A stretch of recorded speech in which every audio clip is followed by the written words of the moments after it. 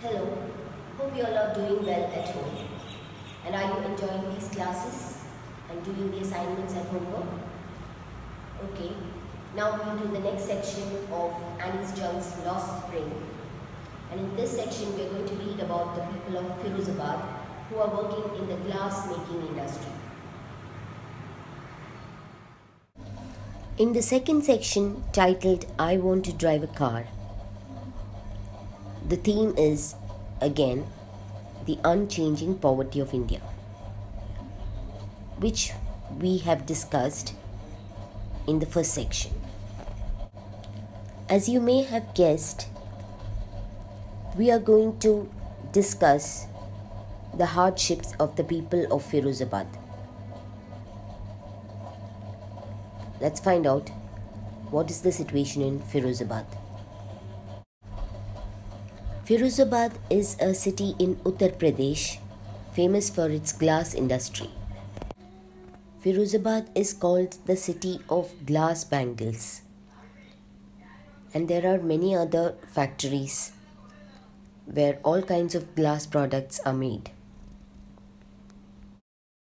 Majority of the people in Firozabad are working in the glass industry, children also, and they don't even know that it is illegal. That is, child labor is illegal. When Annie's Jung meets a boy named Mukesh, he tells her that he wants to become a motor mechanic, and he also wants to learn to drive a car. When she hears this, she feels that he is different from others because most of the people there work only in the glass business. About 20,000 children working in the glass industry in Firozabad don't know that child labor is illegal. We read on page 17, third paragraph. None of them know that it is illegal for children like him to work in the glass furnaces with high temperatures, in dingy cells without air and light. That the law, if enforced, could get him and all those 20,000 children out of the hot furnaces where they slog their daylight hours. Even after slogging for hours, the people working in the glass industry don't even have a proper house to live in. Mukesh's father has been working in this industry all his life, and he still has not been able to make enough money to renovate his house or send his two sons to school.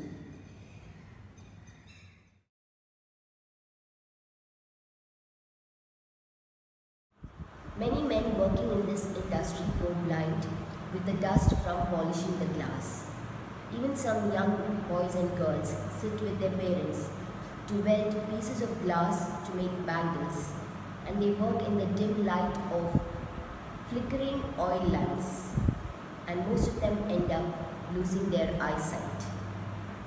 In the last paragraph of page 18, Anis Jung talks about a girl named Savita who is also in the job of making bangles. Anis Jung wonders if the girl knows the sanctity of the bangles because it symbolizes the suhag of married girls.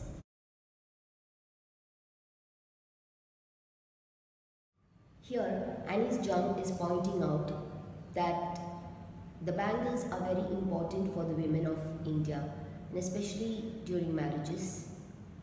But the women who are making the bangles are living in extreme poverty. Anis Jung refers to an old woman wearing bangles in her wrist but no light in her eyes. And the old woman tells her that she has not enjoyed one full meal in her lifetime. She also says that her husband knows nothing except making bangles, and even after working all his life, all he could do was to make a house for his family. This is the story of everyone who is in the business of making bangles in Firozabad. For them, nothing has changed with time. In the second half of the lesson, Anis Jung meets some young men who tell her that their fathers and forefathers fell into the trap of middlemen. When she asks them why they didn't form a cooperative, they tell her that if they organized to form a cooperative, their efforts will be crushed by the policemen. In the concluding paragraph, the writer says that she can see two distinct worlds in Firozabad. One is the world of bangle makers caught in poverty, and the other is the vicious circle of middlemen, policemen, lawyers, and politicians.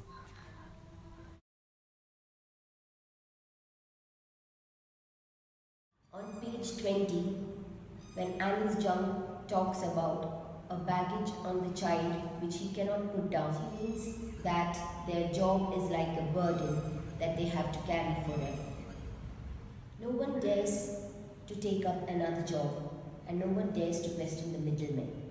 But Mukesh has decided to become a mechanic. Happy to see a flash of daring in the boy Mukesh, and she hopes that he will be able to escape the trap set by the middlemen.